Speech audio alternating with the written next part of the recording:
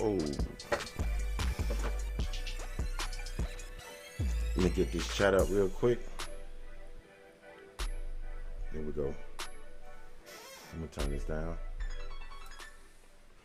All right, Halito, everyone. All right, I'm Coach Crew Cut, and today, we're working with the younger generation, the teenagers, the young adults. They grown, but they still young. And we have a lot of questions from them. I have a lot of questions for them, but let me see.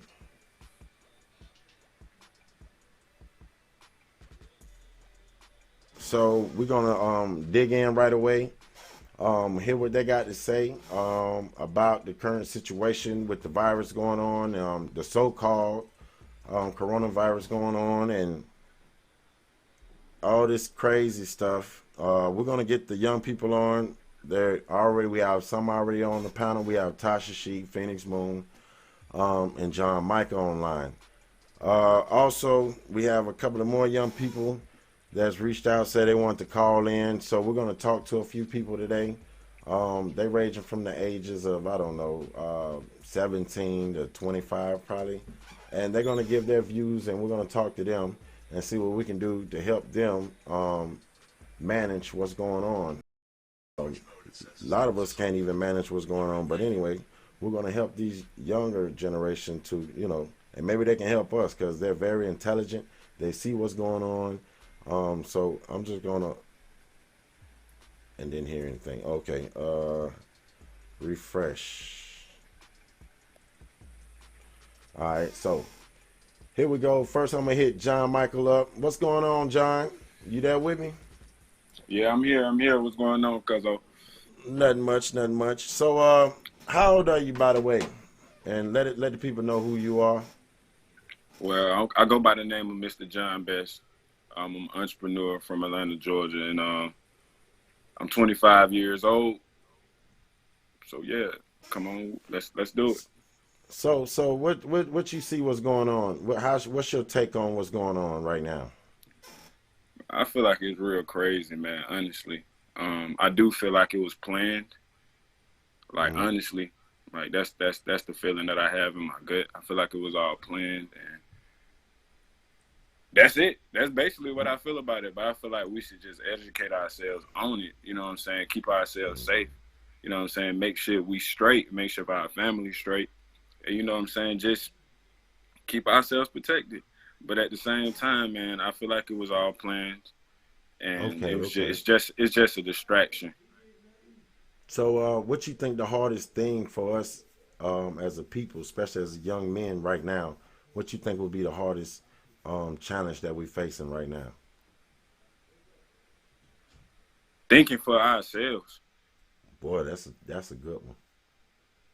You know what I'm saying? Like, thinking for ourselves, I feel like that's the biggest fight in today's society. As a young man, like personally, we got we got so much information coming at us, you know what I'm saying? Because this is the age of technology. You feel me? Right. Like, now when somebody tell you something, you can go Google what they say, and you got a million other perspectives online of that one topic. You feel me? Right. So it's like, it's kind of hard to believe just one thing. So it's just like, you got the adults telling you to do something, but you might not necessarily agree with that. You feel me? Because there's so many other views out there as well. Like, you got, besides your parents, that's why it's a lot of kids who don't listen to their parents now. That's why, because they got different views now, and the parents is like, some parents don't want to understand their view. So it's like, that's why I feel like that's the toughest thing, like thinking for yourself, because there's so many other views coming at you at one time. You got social media, you got your parents, you got your peers. You feel me? It's just a lot. Okay, so what about so just like you say, thinking for yourself, but also you got to remember, we already been through you all's shoes. Basically, we've been at that age, and we know what you're going through now. The culture is different because we didn't have cell phones like you all have. You know what I'm saying? Like when I was younger, we didn't have all these things that you all have now. We probably had the little beeper, you know what I'm saying? But that was probably it. We didn't have all these cell phones and different things like that. And I see the culture has changed, but at the same time, we see the excuses that you all give when you're going through normal life stuff, and these are the things that most of us adults had already been through. And when we tell you things, it's because we don't want you to go through it. Now, the same thing our parents told us. So that's how I know I'm getting old, because I sound like my mom and my father all over again, telling me these things over and over again, and I'm just knocking my head against the wall. You get what I'm saying? So I think the most important thing is, I think we need to get you all to learn how to listen. We got to learn how to listen, and you all got to learn how to listen. Okay, I have a rebuttal to that. Come on with it. It's like, at the same time though, for us to listen, y'all gotta lead. Right. Y'all gotta lead by example. You feel me? Like right. You can't just tell me something and you ain't doing it yourself. So it's just like, got you. That's the same thing. So it's just like, if I don't see you doing it, it might that's like a message to me saying that it ain't that important. Like, I don't see you doing it. You want me to do it. You want me to do it. So if it's that important, you telling me it's so important, but I don't see you doing it. So why you expect me to do it? Right. I got you. Well, you know what they always say, you can learn stuff from anybody. You got to take the good and bad from everybody. No matter if it's your brother, your sister, your mother, your father. You just got to take the good from everybody, bro. And learn, you got to learn how to figure out the difference between both. You gotta be like, okay, this person do this, but he's good at this. So what you do, you take from the good from them. Don't go towards the bad. You know what they're doing is not right. Everybody's gonna have a different agenda of where they see things. So you're gonna have to basically figure out which way is right for you. You get what I'm saying? Like, this is the good. That's true. I agree 100%, cuz. So that's I was just trying, that's just a perspective, you know what I'm saying? It's just a perspective. That's right. I see it all the time. I hear that all the time too. You get what I'm saying? I hear that as well. Yeah. So, but so what? How you see the future of your generation coming up right now? Hey man, I mean, it's a lot of great people coming up, man. It's like, I can't say it's all bad, because we got a lot of great young people coming, man. And the thing is just like, we just gotta. Some people good at some things that some people aren't, bro. Like, so I feel like everybody got a gift. You feel me? Everybody got a gift and a talent. So it's just like, if we can get all of us to find our talents, you know what I'm saying? Find ways to grow our talent and get better at our talent, we'll be greater, man. Like, 'cause we'll know your personal power. You feel me what I'm saying? Like, that's your gift. Whatever your gift is like, that's your power. Well, how you gonna find it if everybody rapping and shooting basketball?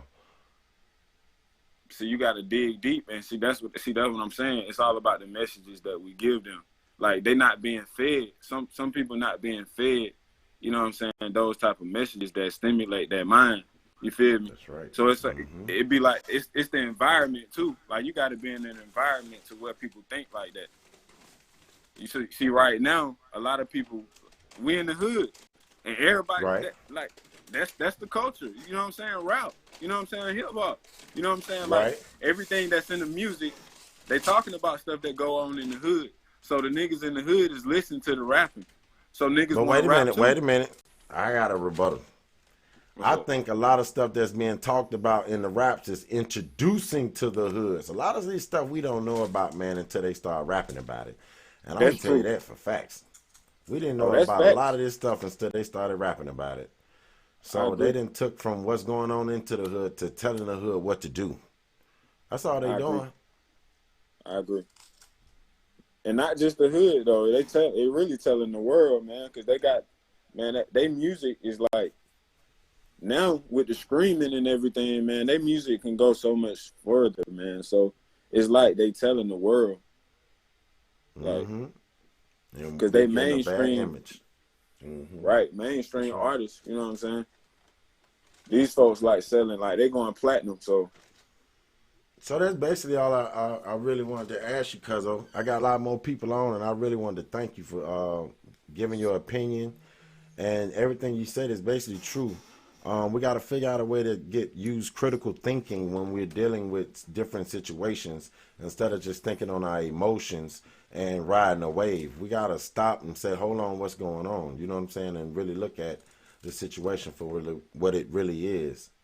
We can't blame yeah, nobody for situations for getting jammed up when we put ourselves in them situations. That's when you just got to that's sit true. back and deal with it as a man and take it. You kind of saying you gotta deal with that. That's true. But so that's a lot of our problem is we look for excuses for everything. No matter what going on in our life, we look for an excuse for it, and we're not being held accountable or not handling our own to where it's always a problem, and that's the problem. That's I the agree. biggest problem. I agree. But we also got Tasha in the building, and we also I think Phoenix still ain't. She came back in, but I think it went in and out. Tasha, can you hear me? Let's see if she can. I see her volume beeping, but I don't hear. But we got some folks getting ready to call in as well. What's going on, Tasha? Hear me? Yeah, we hear you good. Hey, nothing.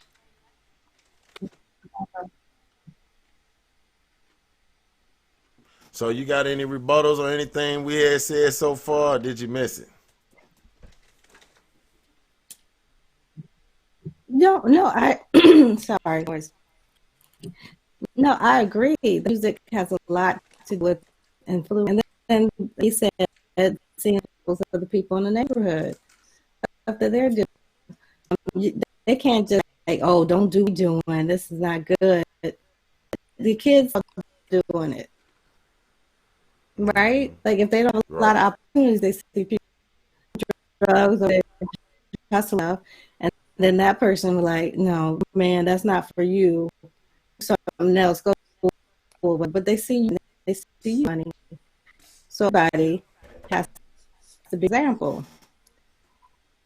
Everybody will back village mentality. Like you were saying earlier about online, each one. Yeah, each one teach one. That's right. Yeah, you breaking up pretty. Where be to help all the children in the neighborhood, not just the one her blood. If you messing up, she gonna say something and put you straight. Yeah, So it that's how took a village to everybody raise. needs to be. Mm-hmm. You know, Because your neighbor will yeah. see something Because in the now child everybody's that you don't like, see. Mm-hmm. That's right. yeah, yeah. All the people who focus on their own children, the children affect your children and family. If little John get a red and you're set and he think it's cool, he might do the same or whatever. So we got to for everybody because it all affects us and it all, especially in America, all the Native people are lumped together. So somebody's Mm-hmm. gonna do something. Everybody that as you. So Mm-hmm. we need to get that power back and positive influence. That's true. Because hip hop did used to be people used to, like some gangster stuff. You had like with G rap or whatever, but then there was other people who talked about it and stuff in the neighborhood. There's no balance now, and stuff is okay. A balance. And got to see other options. They got other ways of life that you're going to gravitate to. That's right. That's So right. it got to be about solutions right now, not problems. Like we can put problems in, but we got to have this solution for them. Okay. Yeah, That's right. that's facts. That's facts.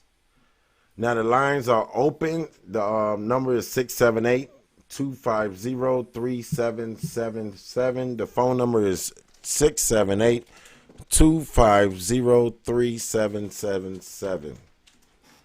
And you can call in and give a statement, voice your opinion, tell us how you feel about this situation and different things like that. Also, while we getting the callers in, because we got some folks getting ready to call in, I need everyone to go to No Grandma Killers page on YouTube, because all of the other pages are about to come to an end. On Phoenix Pages Moon, if you're on Phoenix Moon's page, it's about to come to an end. I'm sorry, but we're gonna push everybody to No Grandma so we can have the whole chat in one room, so we can talk to everyone. So I see 17 people on Phoenix Moon. If it's your first time going to No Grandma Killers, make sure to subscribe so you don't miss the content that we're bringing. If you're on Coach Crew Cut on my page on YouTube, we're going to No Grandma, so we're getting out of here. I'm sorry about that, but we're getting everybody over to one page while I'm waiting on some of the people to call in. Urban American Aboriginals, I'm sorry. Phoenix Moon page, I see a couple of people dropped off and went. I'm sorry, but we're going to one page. We're on No Grandma Killers on YouTube. No Grandma Killers on YouTube. All right, there we go. African Americans ain't Africans. I see we got a couple of people over there watching. I'm sorry, but we're not sorry. We're all gonna go to No Grandmas, so we're gonna finish this conversation over there. Phoenix on Facebook. We about to shut her down. We out of there. We're going to No Grandma Killers on YouTube. Please like and subscribe when you get in the building. Let me see. We got Tasha She on YouTube. We are going to No Grandma Killers. I know y'all like this boy sound like a broken record, but I gotta let everybody know so you be up. Yeah, this what page I'm on. We on Tasha She page on YouTube. We're cutting out and we're going to No Grandmas. I see you there. Tasha She on Facebook. I see you there. Tasha She on Facebook. We see you there. Aboriginal American on Facebook. We out. And Indigenous History. We out. All right, now here we go. We on one channel. We on Grandma. Because these are conversations we need to have at Grandma's house with the rest of the crew. That's what we talk about when we're with Grandma. What's up, Indigo Sanders? What's going on? I need some water. Well, I didn't talk with my dry. Oh, here, just chatting. Okay, here we go. So, back to the topic. Uh-oh, hold on. Got one calling in right quick. I hope I don't sound stupid. Halito. Hi, Coach. This is going on? Daniel Jones. This is, okay. Out of Noonan, Georgia. I'm 18 years old. Uh-huh. And I would like to, well, first off, I think a lot of us are misunderstood because the parents always telling the kids to just do things without understanding, without us having understanding why we're doing it. And I think basically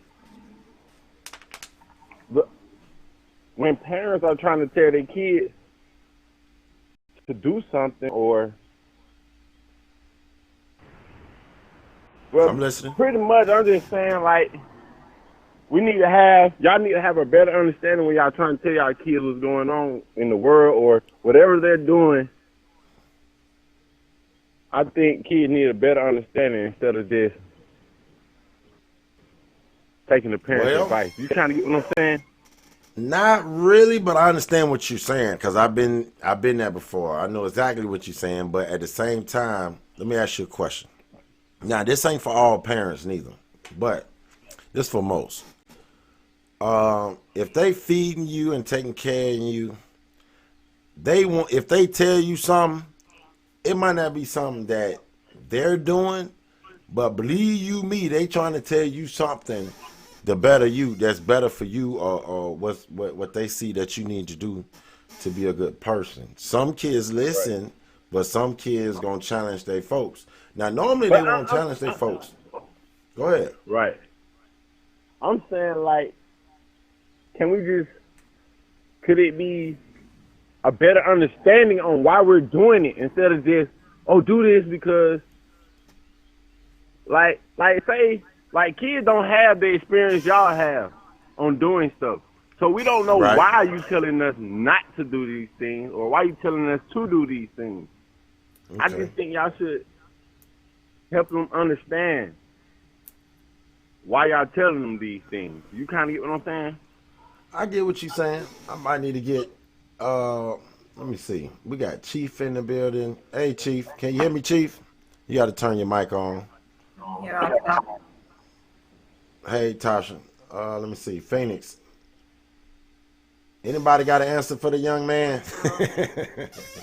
Huh? Yeah, yeah. Well, I mean, part I think of that's the comment you need to have with your communication, parents.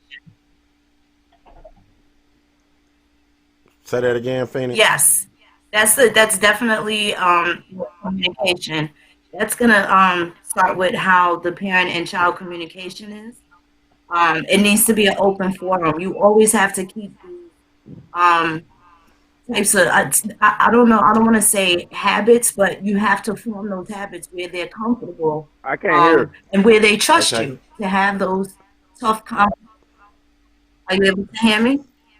Yeah, I don't think he can hear you, but what she's saying though Like, can is you guys hear me? yeah, I hear you good. I hear you good, Phoenix. I gotta figure out a way to link these two channels together so he can hear you. But yeah, what she's telling you is, let me see. Okay, wait a minute. Is that better? No, you're good. You're good, Phoenix. He can't hear you. That's all. Hold on. Let me get to him. I'm trying to get to him right now. Here we go. All right, now try. Talk now, Phoenix. I was just saying that there has to be a line of communication. Like I said, I know I don't know how everybody else does it, but you have to be able to. I grew up in an environment where, as long as we weren't disrespectful, it wasn't what we said; it was how we said it. We had a open way of communicating and expressing ourselves, so we didn't walk around here just hanging little time bombs and stuff. So it was like we still came from the era of do as I say, not as I do kind of thing. Yeah. Especially coming of age in the 80s and 90s and stuff like that. When there was a lot of drugs and a lot of things going on in the community that were different from what we saw during our formative years. And I think that prompted us to become the materialistic parents. We were able to provide a lot more, trying to alleviate some of the pressures that our children went through. But at the same time, I think a lot of us may have brought down some of the same communication skills that we were taught.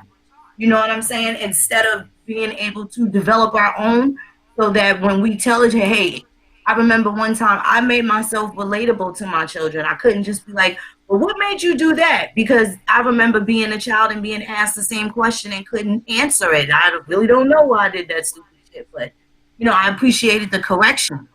And I don't think those people, the elders from my age, they didn't do a whole bunch of explaining all the time. You kind of had to figure it out. But at the same time, there was no disconnect in how we understood authority, as far as them being our providers at the time. And I come from the era when we didn't like something, we moved out. We didn't do a whole bunch of complaining and stuff like that. It's like, hey, when I get older, I'm going to do this. And we did just that. You know what I'm saying? Some of us had our own apartments at 14, 15, and 16 years old and never went back. Yeah, it was a So different I guess era. it's a matter Yeah. of how you effectively communicate.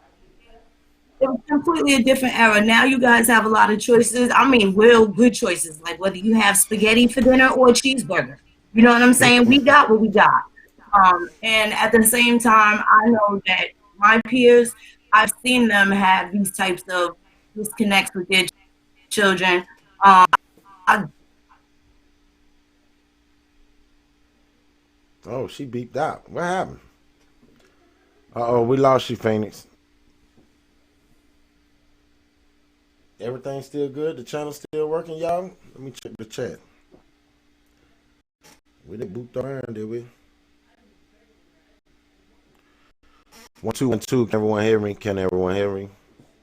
Hey, Devita. Let's see, Michael Brown. Let's see what else we got.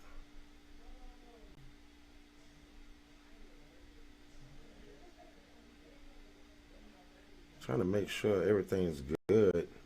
I didn't get booed offline. Phoenix was going ham, and she just got booted. But yeah, it was a different era from then to now. It was do what I say, not as I do. Hey, how you doing? State your name.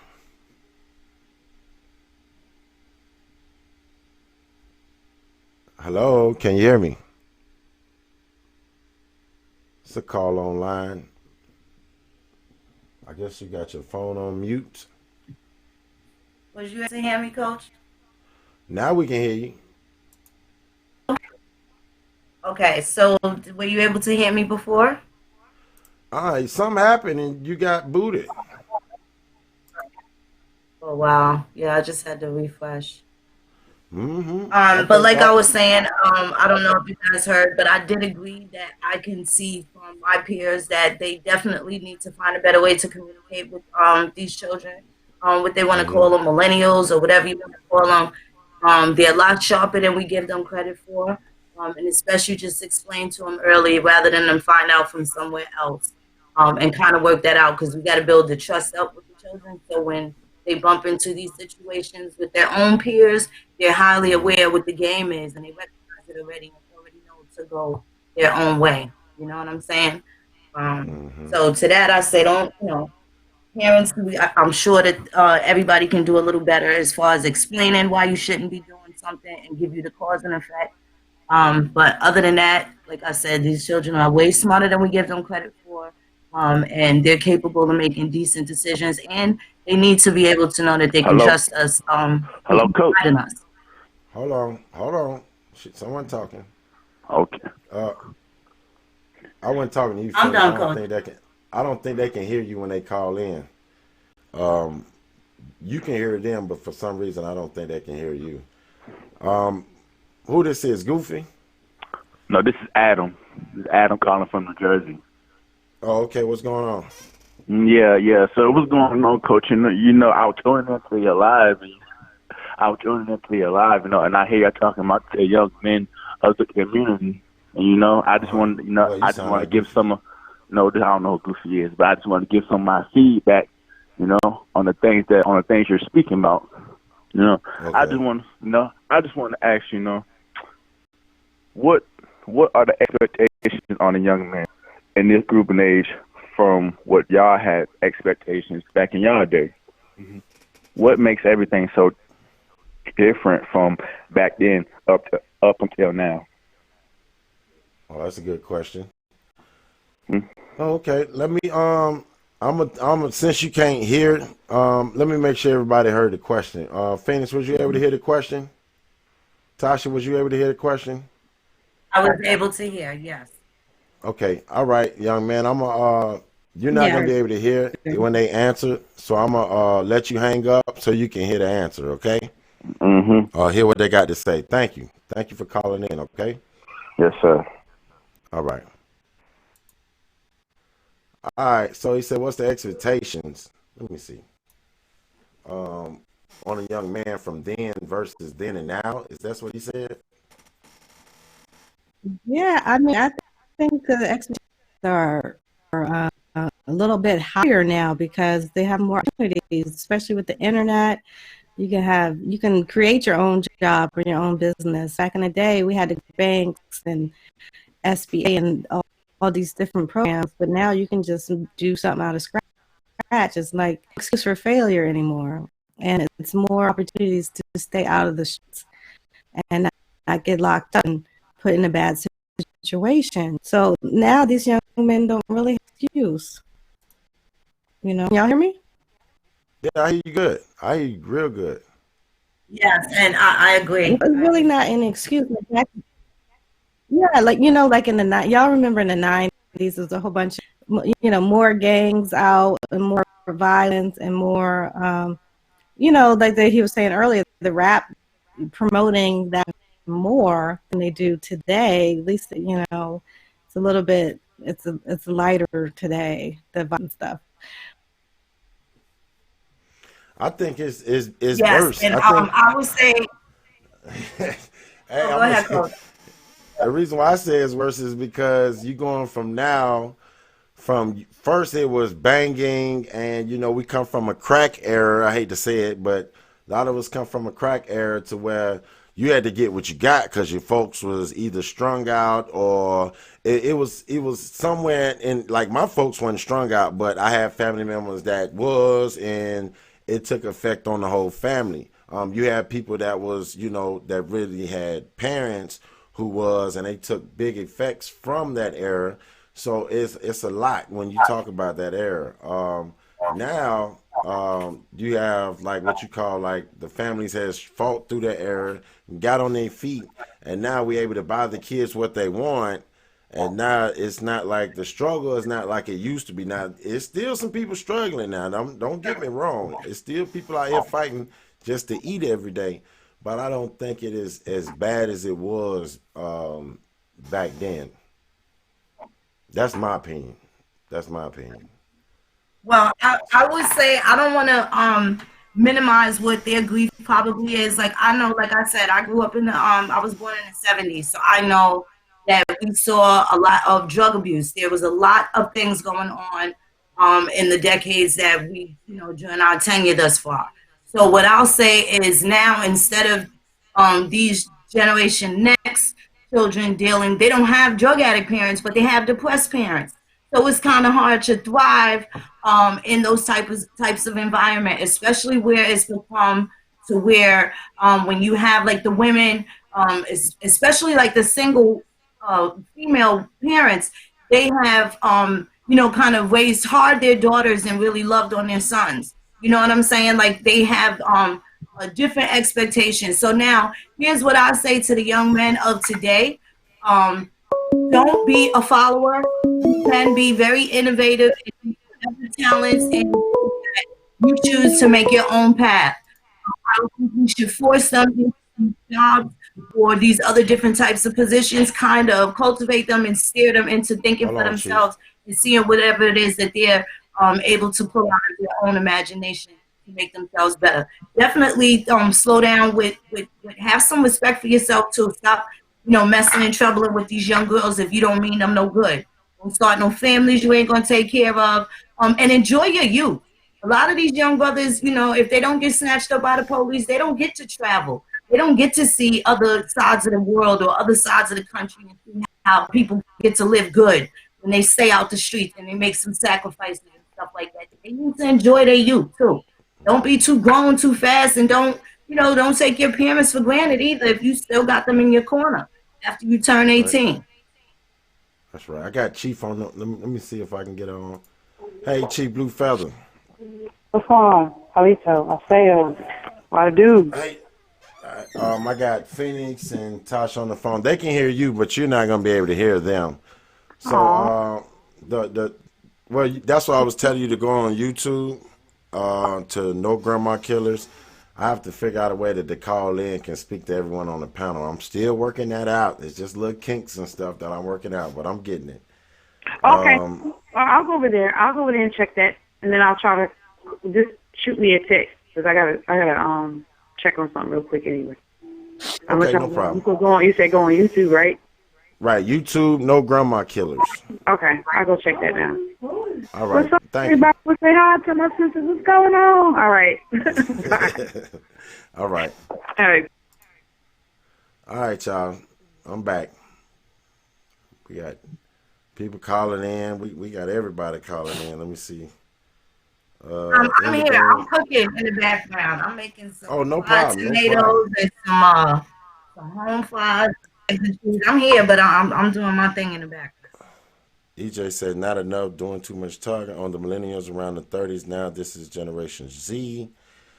Let me see what else we got. Davita, what's going on? Michael Brown, I was pissed and angry at my stepfather for years till I realized if I didn't get those ass whoopings from him, I wouldn't known that I'm eating today. I made sure I didn't get locked up or killed. Okay, Malone Tang says still working. Oh, da da da da da. Okay, all right. So I got what everyone's saying. I think that I don't know. I got a couple of beatings in my lifetime for doing just absolutely wrong when I was just knew I was dead wrong. My mama probably over broke my neck, but as I got older and as time changed, I think the communication you have with your child, your children, it will be the best bet of right now. You got it's just how you communicate with your children. Almost like I don't want to say like raising a dog. If you beat a dog, your dog gonna be scared of you. And then when they first get a chance to cut out, they're gonna phew, they're gone. So I don't think that's the best way of doing it nowadays. I understand when the child is wrong, they do need discipline, but I think this is a whole different era. I don't think that what worked back then will work today. Um, I think most of this is just basically on just the communication you have with your children. That's just the way I see it. Let me see. Malone said, I understand what my sisters are saying, but speaking as a man, I believe a young man should do better or greater than their father. Learn from my greatness and strengthen my weakness. Like what y'all doing. Okay, okay. So yeah, he thinks that the son should be better than the father. I do agree, but a lot of times the child don't even have a clue of who the father is, or um, if the father was just working, yeah, they should be better than the father. I just think we need to learn how to find a trade, a family business, get back to home, and start building at home with our family. Spoon or a belt on the couch, you knew you were in trouble. Yeah, you did. You knew you was in trouble. Dominique, the kid, said if you seen a spoon or a belt on the table, you knew you was in trouble. Yeah, but those days is different. I think my last whipping was with a weightlifting belt. I think something like that. But anyway, um, I was bad, and most parents wanted their children to make it home. Like Tasha said, we had gang violence. Well, gang violence is an all-time high. Folks are dying every day in Chicago. I don't think that really changed. But our parents fought hard for us to make it home. I went to the same high school that my mom went to, and when she went to it, it was all love, peace, and love, and power, and all this righteousness and stuff going on. And when I went to the same school, we had GD hallway, and we was fighting every day. Folks got sent to a hospital. Ambulance had to pick people up every day from the school. We had a lot of big fights and brawls at Hyde Park. That's why it was just retarded. So it was a big change from 1976 to 1996. Those 20 years was a big different in time on how we was living as a people. Because I can show you pictures from when my mom was living. She was the president of the school. Everybody had these fros, and everybody had all these programs going, and working in the community, and all this stuff going on. They was great. It was awesome. To when I went to the same school, it was throwing up gang sign, knowing which hallways to stay, where to go, who to be around, who to didn't be around, what was the signs, and all this other stuff so you can make it home. And it was just war every day. When I went to school, it was war every day. I went to Bowen High.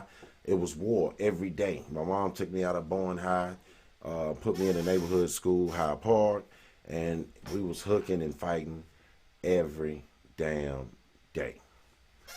So that's what I'm saying. It's a different time from then. And right now, I don't know how the school system is. I probably need to go up there and walk through the schools and see what's going on, the difference between then and now. It's 20 years later from then, and just to see, where we at as a people, because we probably need to take these kids home and homeschool them.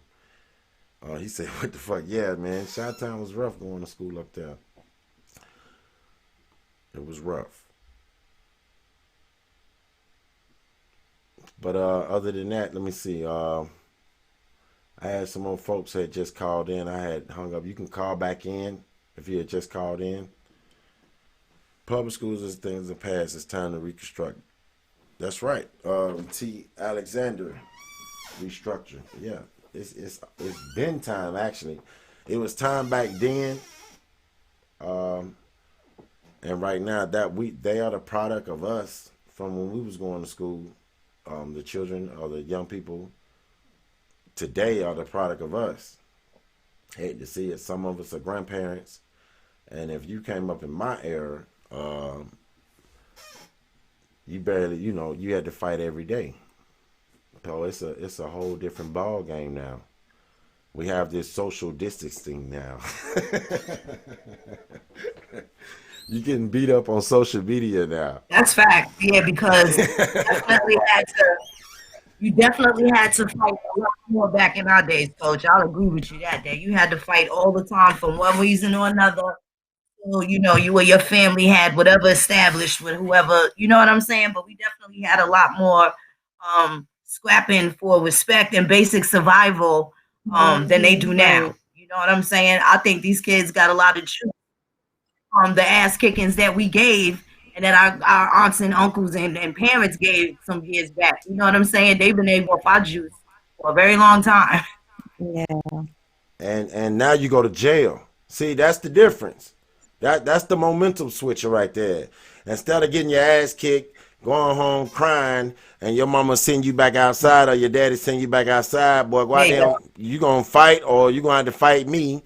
So you're going to go back outside and fight because you didn't want to fight them. You get what I'm saying? Nowadays, you going to jail. They probably locking the parent up too. And they taking the fight out of you. So if you in school and you going to a mixed school, and I'm not trying to be racist or anything, but say these white kids get very disrespectful with some of our sisters, and the sisters go up top on these Caucasian males. Now they're locking these girls up, and these boys can't even defend themselves because the girls whooping their behind super fast, and their only answer is to have them arrested. So now you can't fight for yourself, you can't defend yourself because you're gonna get arrested, and the children are seeing this.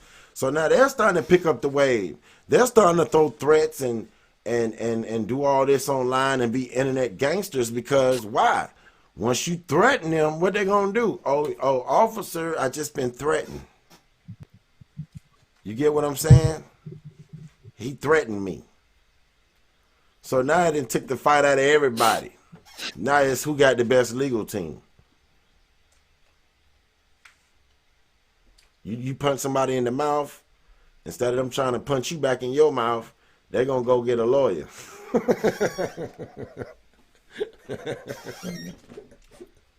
So there go your alpha male right there. He's gone. They just got rid of him.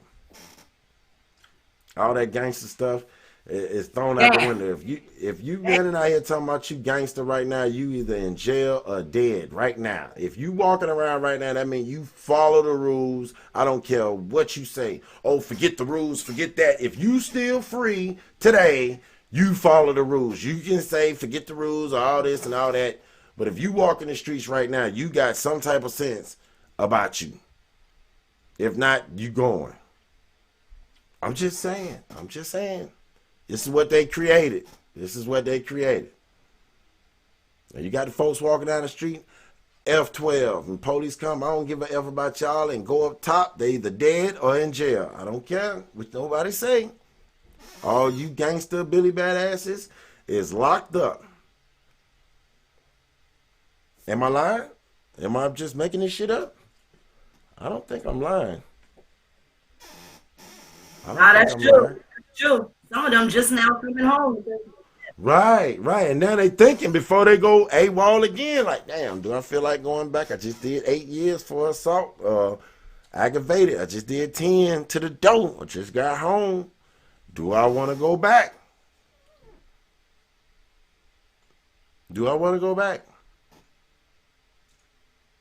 And they giving the women just as much time. I know I was about to put my grandma over there. But I know my grandma I'm just saying. Back in the day, you get in trouble, you had a lot of children. They send you back home with them kids. They sent you back home to your children. Because they was like, hey, we don't have a system for these kids. You got to remember, grandmama and them had 12 to 15 kids, 13 kids, 12 kids, 10 kids. Back in the day, the system's like, yo, we don't want these children. So we're going to let you go back home with your children, if you kind of get what I'm saying. So nowadays, they don't rock like that. You have 10 kids you want to, get caught jaywalking, your ass going to jail. They don't care how many kids you got in the car. They happy to come get them babies. Social service will be right down there in a minute, ma'am. Don't worry. You got somebody to come get these kids? If they don't be here in 45 minutes before these folks get here, you lose. We going to put them in the system. They ain't playing. Everything is a check now. How many lives can we get involved? It's different. Like they say, social distancing. They making you bad. You can't get in nobody's face now. You probably get a charge for stepping 3 feet within 3 feet. Somebody I went in the store. I went in the store to get some gas, and they got a line. They got a line. They got an X at right there where you get the gas at, and then it's a line 6 feet away, and the line says 6 feet away, and then there's another line behind that says 6 feet away. Check this shit out now. They goddamn respecting your privacy for real now. They got lines in the gas station to make sure you stay 6 feet away. You can have an event here in Atlanta. You can have it more than 20 people as long as everybody is 6 feet away. First, they took the buck out of you, lock you up. Now you can't get in nobody's face. It don't sound like they trying to protect us. We used to it. They got to keep us out of their face. They tired of us. They call us the N-word. We explode and knock their block off. So they were trying to get them a little space. Get them time to, I don't know. Hey, I don't know what they doing. But it's something going on. They creating all this space. They don't want no gatherings. So that's crazy. So I think at the end of the day, we're going to have to communicate with the young people a little bit better. That's what most of their problems that's what one of the young brothers called in and said, yo, my problem with my folks is they just tell me what to do, and I don't know why the hell they telling me to do it. They just want me to do it. These kids' comprehension might be a little bit better because why? They got all this technology to where they comprehending fast. The social stuff is they know a lot more than we know. If you just, what do this mean? We don't know all these acronyms and all this stuff, SFMNDHO and all this other stuff, and BRB and all what this stuff mean. These kids know what this stuff mean. They have their own lingo online, and you got to kind of keep up with what's going on. We got to keep up with them. So let me see if anybody got what's going on in the chat. We need to build on resources. We do. We definitely need to build on resources. And we don't need to do, if we don't do nothing else, we most definitely need to do that. But like one of the young men said, we got to find something to give them to do. So what can you create in your community for young people to do? That's the $1 million question. I need to work with young men to help them understand that they gotta be held accountable for their own actions and give them ways out from doing the dumb stuff. We gotta figure out a way to give them other things to do than dumb stuff. I think that'll be a good goal for me. Some type of something for the young men to get them something to do. What you think, Phoenix? What you think we can do? Or Tasha, what you think we can do in our communities to give these young people something? Can you hear me now? Yeah, I hear you good. Coach? Okay, because I was trying to talk earlier and it didn't seem like nobody could hear me.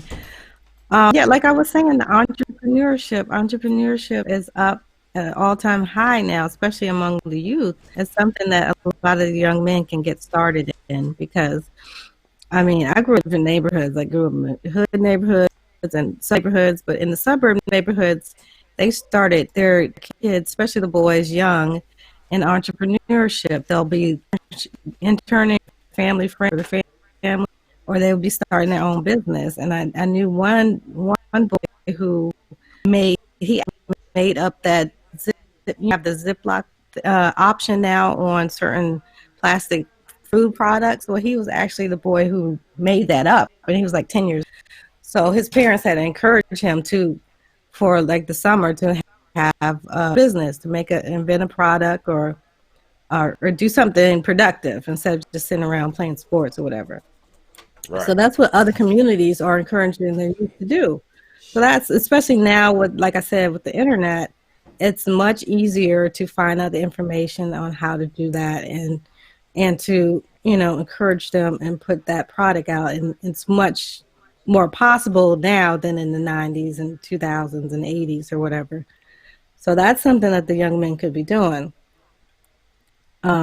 Anything that they're either interested in sports, they could make like a sports, a blog, anything. So it's more opportunities for them to be out of the streets and to be creative. And that's what a lot of them, they're not being heard. Like the young men, both of the young men were saying earlier, they're not heard.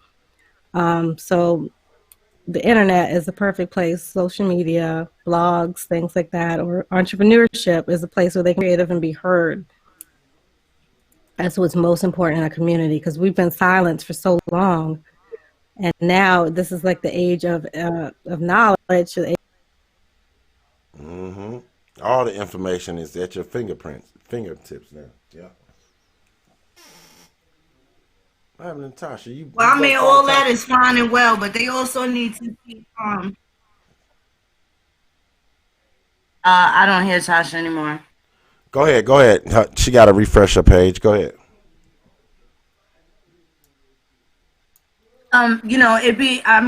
Everything is they have the world waiting for them. I agree with that, but they need to see these relationships get a little better too. They haven't been able to see that. They need those family structures. They need the strong males, whether it's the uncles, particularly the fathers. That they need to see the importance of that being not only a trend but a habit amongst our people. Mm-hmm. Instead of what it is that they think they see. All of that other stuff is definitely going to fall in line, but if they don't know what it takes for nation building, they can't be crippled or just expected to know. But that's something that we're going to have to teach them too. And I guess we're going to learn from each other, because there's always going to be some things that the youth is going to be able to teach us as well. And it's a perfect time, and for us to all get to know each other specifically, because this is brand new. That what we're doing. This is a brand new precipice into something that is going to be laid down into foundation long after we're gone. So we all get to start the race at the same time, pretty much. Right.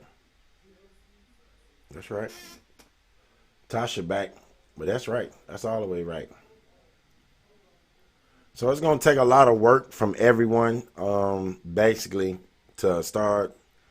Some parents are passing down generational trauma. That's right. Shaka said, she just put in the chat, some parents are passing down generational trauma. Well, and that's where it comes from. It takes a village to raise a child. Because if you see, like, a lot of times a child will get older and they'll see the faults in their parents. And it's up to the child, really, if someone else is around them, to help them to notice them. To notice them and show them that they don't have to go down that same path. So it takes more than just the parents to raise a child. Yeah, that's what I was talking about the village mentality earlier. Mm-hmm. Right. Let's see if we can get yeah, I was saying that I think it was Davida. Uh-huh. Hello, can you hear me? Yeah, I hear you good. Yeah, like have people so my thing keep messing up. Have people in the youth these skills, like she said, electricians and plumbers, anything, whatever that they're interested in, entrepreneurs. We can have boot camps, something in the summer that teach them these skills so they can feel comfortable in those different avenues. We got a lot of it got the same thing. People going to college, criminal justice and business, the same stuff over and over again. We need to let the youth feel comfortable and get a own lane. Because people just doing the same stuff over and over again. Basketball, people rapping, singing, acting, the same stuff over again. So somebody might want to be a writer. Someone might want to, like she said, be a plumber, be an engineer, anything. So we got to keep those avenues open for the youth, so they feel like they can prosper. Right now, almost everyone is for themselves. Really want to show them something? Like,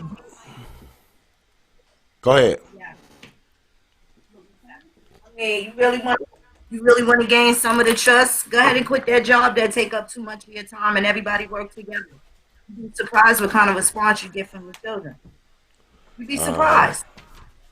You'd be surprised. Especially if you're working a job and a lot of people are working these jobs and they're still struggling, and the kids want to know why is that happening as well. So, maybe getting them involved is going to be something that helps them to struggle more and want a lot different and a lot better. And they may even come up with a better formula than the way you do it.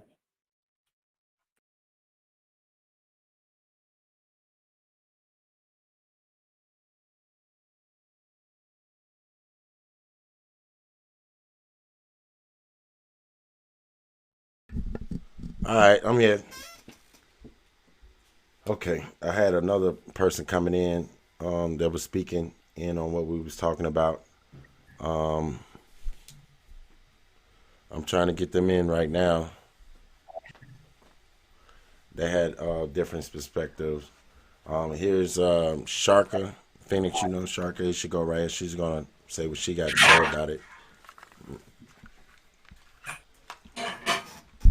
Hey, Sharka.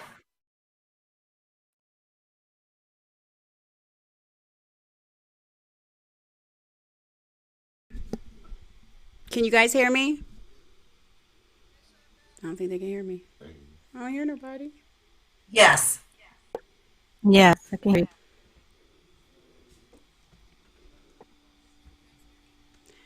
I was calling. Well, I wasn't calling. I came on here to talk about my perspective because I be out here helping people a whole lot, and it's a lot of challenges because a lot of people feel like you're testing their parental skills, and they get offended. Like, instead of them seen as a helping hand, they see it as you're challenging them as not being good parents. So a lot of them won't take the help because of that. A lot of them had children young, didn't really grow up as children, so they raised their children the same way they was raised. And that's what I mean by passing down generational trauma. And the only way they can stop that is if somebody actually puts a stop to it and heals from it. I've talked to a lot of the boys.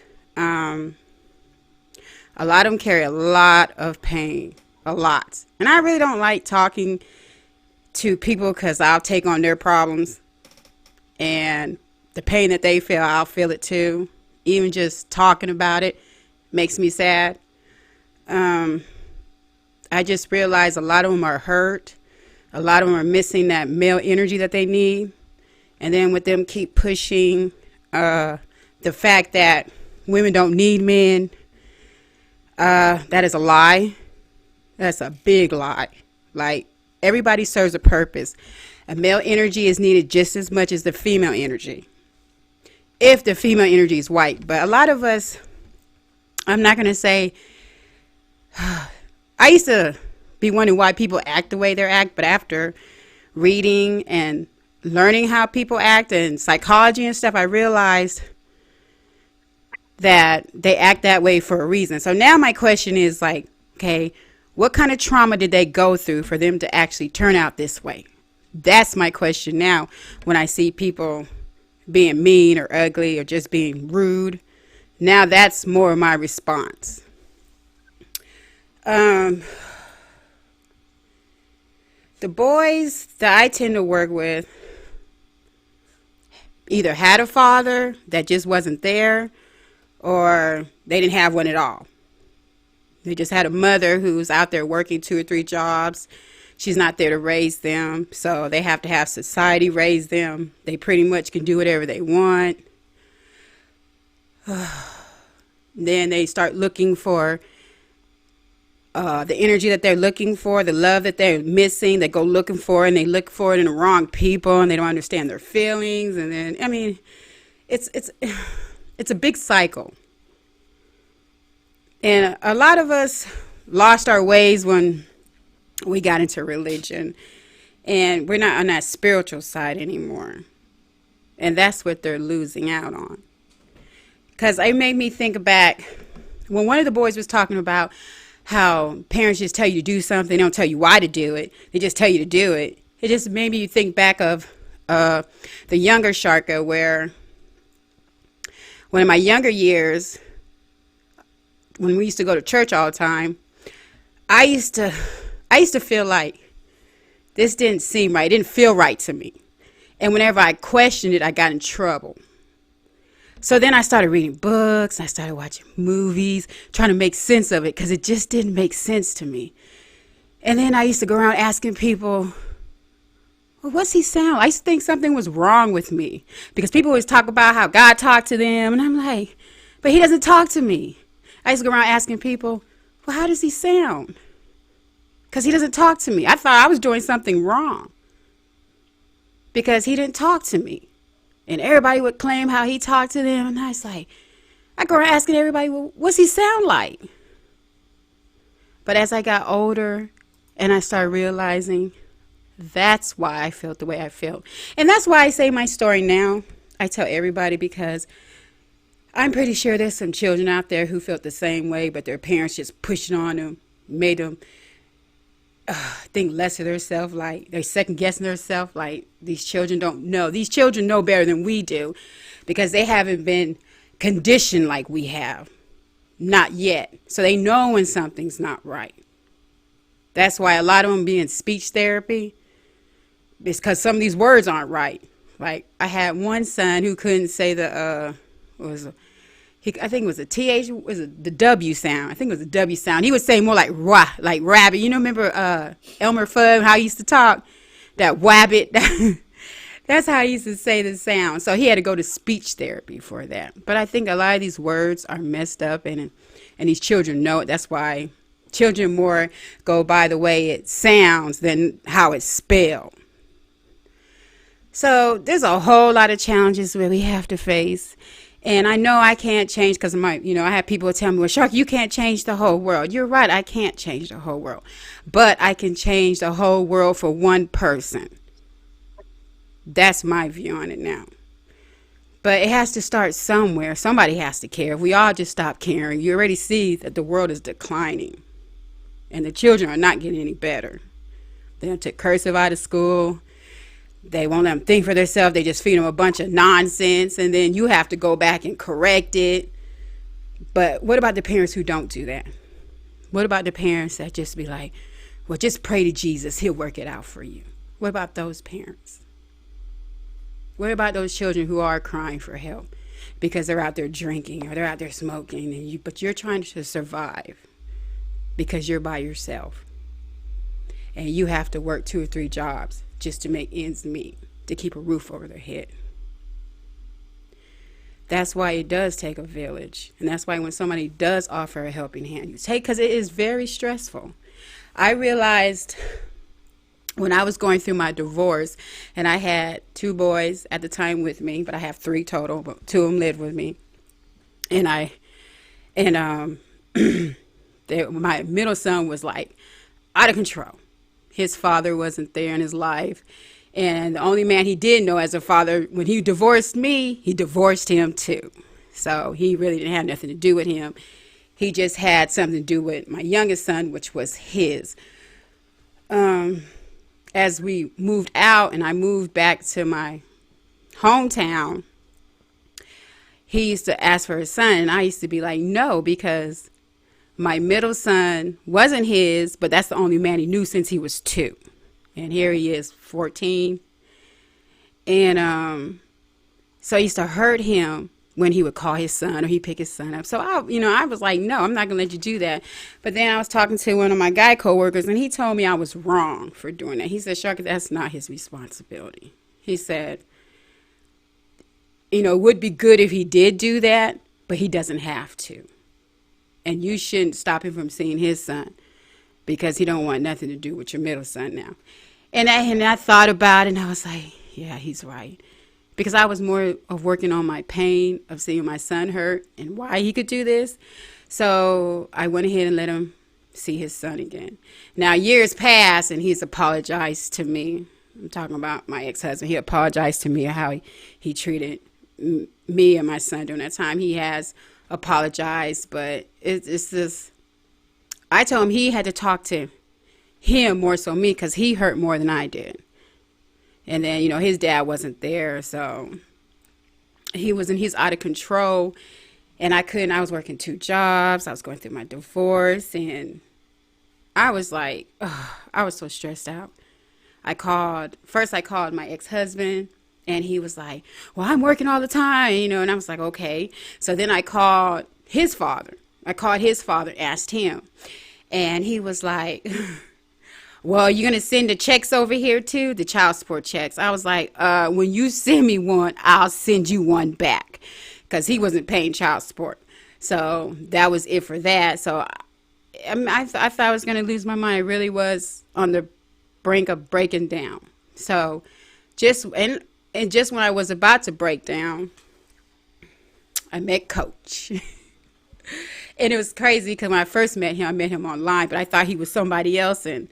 And I was like, he texted me back. He said, do I know you? I said, no, I'm sorry. It was a mistake. I thought you were somebody else. And he was like, okay. So then my girlfriend at the time, she's his cousin, but I didn't know that. And then months had passed, and I was at the hospital because his son had dropped a brick on his foot. So I went to go see him. And then my middle son started acting up. So I was like, well, I'm going to go home because he's starting to show out. So we was heading home. The car engine light came on. So I went to take him to my girlfriend's brother's house because he fixed on cars. And when I pulled up, he was out there, and he was talking to me, say, hey, how you doing? I said, I'm doing good. And then he was asking, how many children I had and this and that. And I was just telling him, but I really wasn't interested in anybody because I was going through a divorce. So I really wasn't studying him. So then he told me, and it was so weird because when I was talking to him, I felt like I was talking to myself. Like I felt like this is a guy version of me. That's how I felt. That the feeling I got, I can't even explain it. So then when I had left, he gave me his number. I had left. And my girlfriend said, Shark, if that's who you need. I said, well, what are you talking about? She was like, that's who you need to help you with your son. He's very good with children. And I was like, I don't need no help. But I didn't even have to ask for it. He stepped in, and he took so much burden off of me, so much, that when I had a coworker at work, and she had 3 boys, and she was single at the time. So I knew what her struggle was because I had the same struggle. So that's why I push to help, well, more so with boys, even though I didn't have no girls. It's because I knew the struggle and the pain of having boys and the importance of a male figure being there. Even if he doesn't live there, they're very important. They can put a lot into these young men. And that's what a lot of these young men are crying for. And that's why I think a lot of them are, turned out to be a little confused, as I want to say, because they really don't know what they want, especially when they're young. So that's my story. And I just put it out there because I know a lot of people feel the same way, or they feel like that, they just no hope. But there is light at the tunnel. You just don't know. A lot of us are looking for a God to save us. But if you want to believe in that concept, that God could be anything, but we turn him away.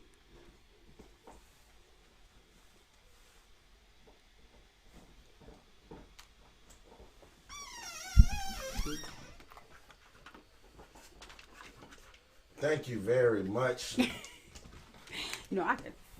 Oh, how'd you do with that? Thank you very much for that.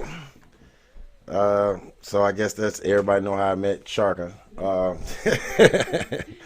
But yeah, it was I was able to see when I met the young man. He was taller than me, and uh, he was listening to pop music. So I was like, oh, this is no problem at all, no problem. And he was just like she said, just needed a male figure around to help mold him into being a better person, and to basically grow up. And that's basically all I did with him.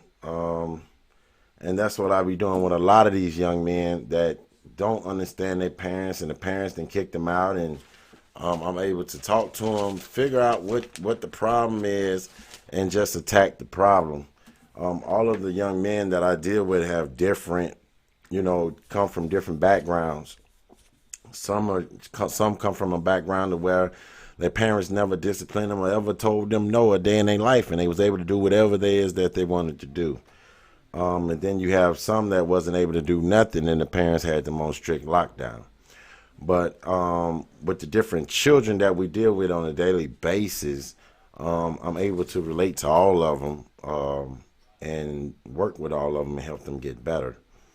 And that's the main purpose of what we got going on, is working with the youth and working real hard to get them to do better. So I understand the fight because, like I said, I deal with these young men every day. And a lot of people don't understand it when I keep saying this. And this is why we be saying, yeah, we need help too. We would like to ask some help, but we don't go around. We're not the Umar Johnson asking folks for a school. We are working on a building. We've been working on it for quite some time now. The people are still working with us. So we're actually working to start a home for young men. Hopefully we can do summer camps for young men, also young women. I say young men because that's what I've been working with. I know it's a lot of women out there that can work with the young women.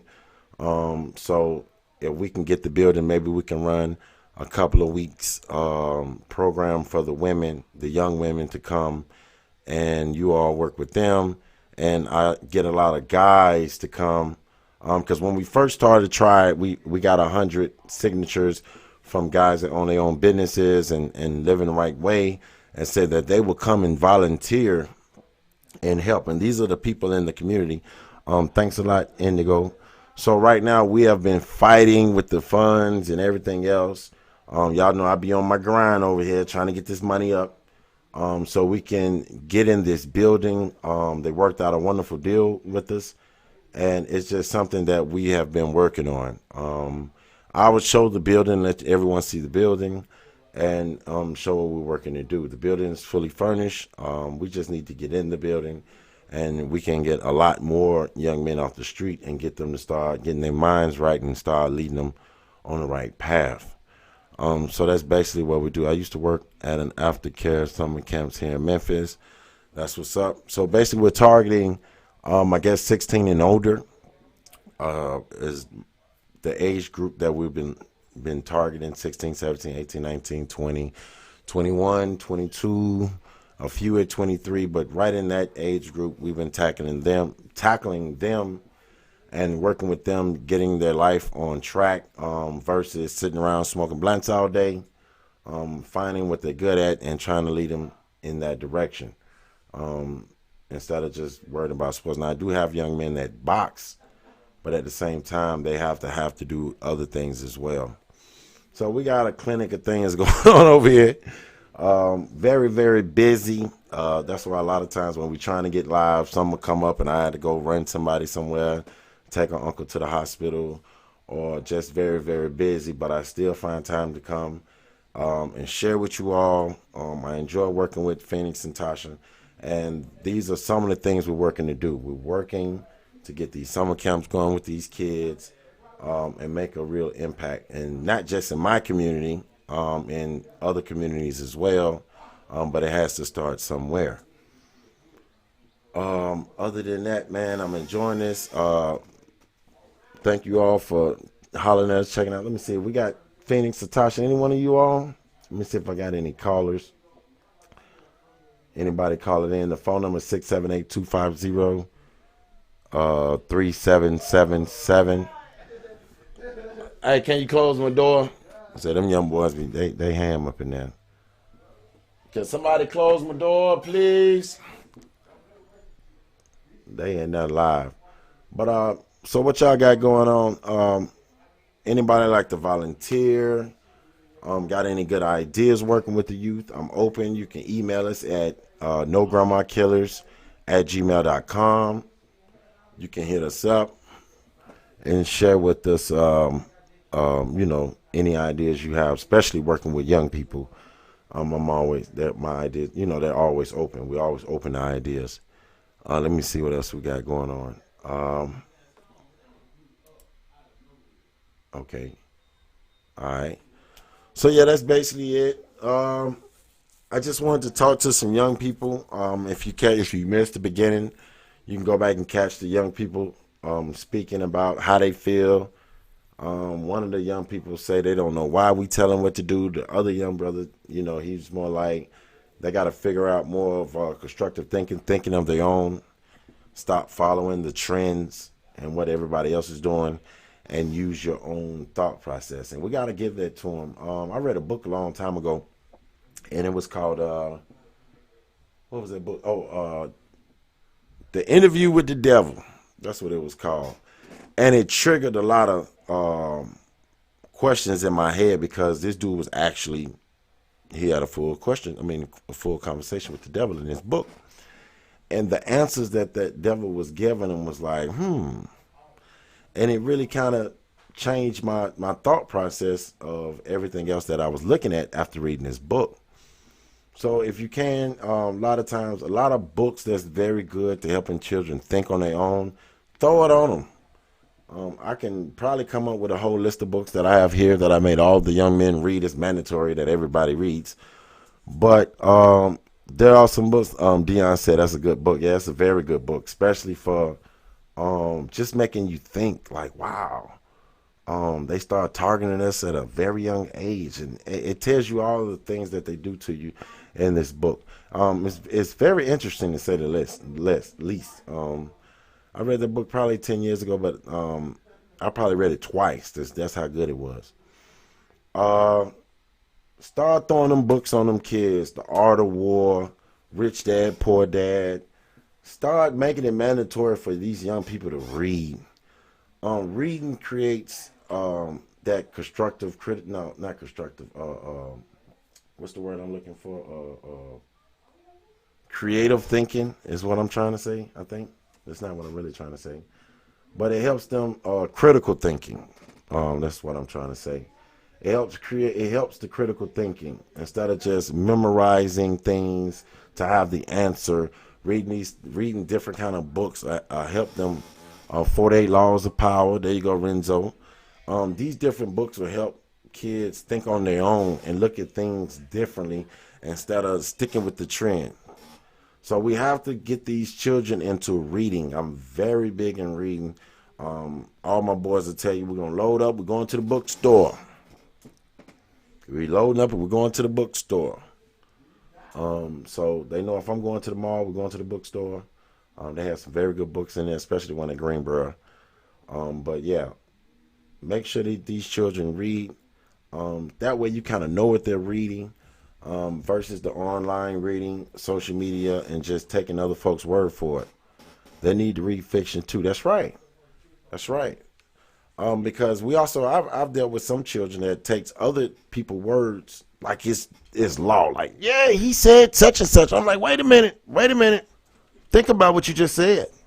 You said ashes in the hair make it grow. It might do, but you go check, make sure. Don't just take somebody's word on it. Just don't be running around here with a head full of ashes looking like a fool. Do your research. Don't take everybody's word on what they're saying. That's the point of reading. Our people don't read enough fiction. Okay, they need to know to use that against the oppression. That's right. So reading is powerful. And we've always said that. I'm going to tell you two things that you always hear our people say that I believe that a lot of people ignore. One thing, know thyself. If you don't know who your grandmama is, you can't know yourself. Period. Point blank, period. So know thyself is finding out who you are. And another one is if you want to hide something from somebody, put it in a book. That's it. A lot of people are writing songs to be rappers when they can be writing movies and screenplays and shows, and it's so much more you can be doing with your talent versus trying to be the same thing that everybody else is trying to be. That's right, Renzo. That's right, Phoenix. So we're targeted multiple ways, and we really need to figure out a way to we need to really find a way to attack our youth more than anything, because in a minute they're going to be our age doing the same thing we doing. Right. Ghost writing, etc. That's right. It's a lot you can be doing with that talent. You spending time writing to a beat that you visualize something in your head that you're writing. Write a movie to a beat. Hell. Write a screenplay to a beat. It's so much more we can be doing with so talented. Matter of fact, we created everything on this land because this is our land. It's still more that we can do. We ain't hit our point. We just not waking up. We just not getting to it. Shit just not getting real. Oh, excuse my language. But we're just not turning over. The rabbit hole goes deep. So at the end of the day, watch these young people kind of but lead which way they go, to the path they're going. Don't be ashamed to say, hey, I'm just going to let them do what they want to do. If they're going to start something, show them the right way to do it. If they start something, make sure they finish it. Don't let them just cop out because they don't want to do it anymore, because we all know how that go. You done spent all this money to get that child to do something, and because they don't want to do it no more, now you just stop. No, make them finish. It's a lot we can do. It's more than just sports. We're very talented people. And the only reason I'm saying sports is because, like right now, look at right now. Look at what's going on. All of it shut down. It's funny that you mentioned the coach. Ice Cube was asked, can he write a movie? And he said no. Son, can you write a rap? He said yes. That person, then you can write a movie. That's how, yeah. And Hood came out. That's right. Well, if you can write a song, you can write a script. If you can write a script, you can write a movie or write a book. If you earn a passive income, if a child has some experiences and he can write a book about it, he can publish that book. That's passive income. That's a lot of ways we can do this, y'all. Help that child write it down. It might help them express how they feel by writing. A lot of artists say that. That's what a lot of artists say. They express themselves through the music. Help them children express themselves through writing. Or if they're not writing no more, through texting. Text a book. Kids can text 1,000 words a minute on a phone. That means they should be able to write a book on a phone. They got auto correction and everything else. You can speak in different languages, the whole nine. Like she said, it's a lot easier now. There's no excuse. You see something your child like doing, start a business. If something you like doing, start a business. And get your family involved. Get your family involved. And that's basically the main thing that we're losing. Like I knew one young man, his family had a lot going on. I used to be like, why he's not involved in the family businesses? His family had a lot of businesses, but he just wasn't involved. We gotta get involved in these children's lives. Period. Invest in the children. Your child not there, fellas. Your baby mama tripping. Put something back for them. Make sure you got something for them. Make sure you got that life insurance for them. Make sure you get some land and put it in their name. Make sure you leave something for them children. I know how it is. Believe you me. I know how it is dealing with baby mamas. The Fridays barbershops, yep. barbershops, cutting hair, but that's the norm. It's so much more we can be doing. There's a lot of things these kids tell you want to do, and we're not paying them no attention. Sit them down, like on the weekends. Sit down every day in the evening if you can. If you're not working in the evening, if you're working in the evening, and before get up and cook breakfast. Sit down and eat breakfast with the kids, and have a conversation during breakfast. If you work in the evening, if you work in the morning, sit down and eat dinner with them. Find some time to talk to your children. Have that conversation with them. I'm not trying to tell nobody how to raise their kids, but I'm raising a lot right now. Right now. And I'm fighting with them to be the best that they can be. They know as long as they doing what they got to do, they got my 110%. Hey, I got your back. I got your back. And they know it. But if you BSing, they know I'm going to tell them that too. And I'm going to give them the blues. So we got to find a way to be honest with the children. When something's not right, we got to be honest with them. When they see something ain't right, and we got to be honest with them. We can't cover it up like they didn't just see, like they just didn't see it. We got to be honest. That's the only way we're going to change what we got going on, period. But I don't care how nobody else look at it. So, I really don't have nothing else to say. Let me see. What's up, Renzo? Anybody got anything else to say about the young ones? I see we ain't got no more young people calling in. I was trying to get them time to call in because I had about 4 or 5 more that had texted me within the last 3 days. And I told them, hey, all them questions you got, I'm going to do it live. And I want y'all to call in and say what's on your mind. So they didn't call in. I was trying to get them time to call in and to ask me ask you all, or state what they've been telling me over and over and over again. So I wanted to reach out to more of the young people. So maybe I need to get out here in the street and talk to the young people. I find a group of them. Hey, man, come here. Let me talk to you for a minute. What you doing? And we're going to have to show this. So, thank y'all for coming out. Let me see. I'll see if we got any more bills for the day. I just really want to talk about what we need to do with these younger people and hear what you all had to say about it. And hit me up on nograndmakillers@gmail.com. About the event, it's looking scary. I'm going to go ahead and be honest. It is looking scary.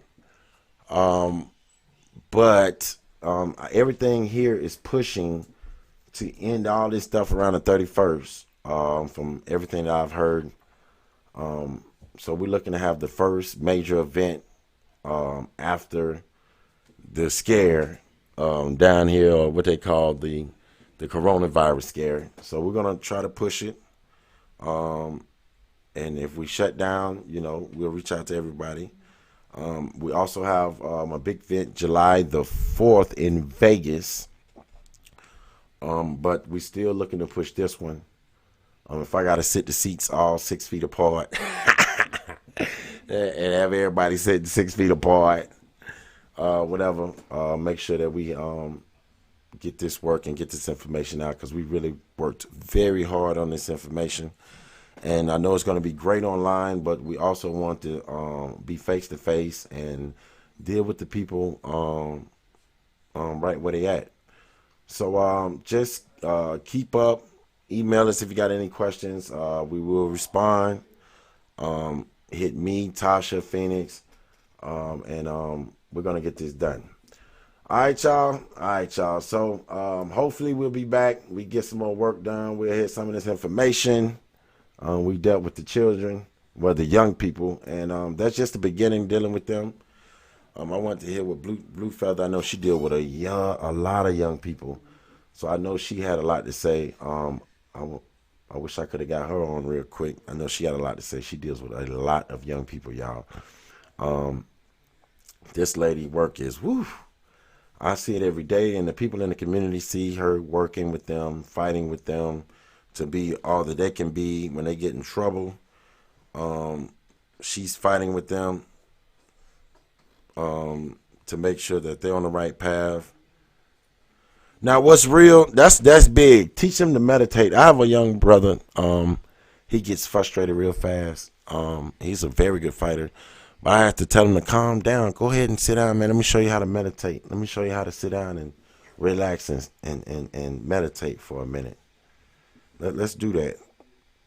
I work with them with that all the time, about meditating, relaxing, and calming themselves, because we're always on go.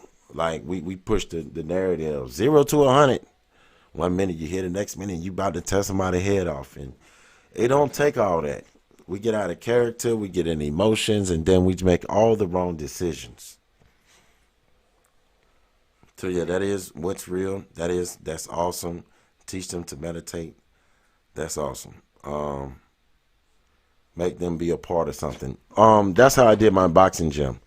When we went in there, it was nothing in there. Okay, I probably had about 20 kids I was training, and that's what I wanted them to do. I want them to feel a part of it. So what we did was, when we got the building, it was nothing in the building. It was a hard floor, no equipment, and we got in there and we trained. The very first day we got it, we got the lights on. I got those 20 kids in there, and we trained for like 2 hours on that hard floor.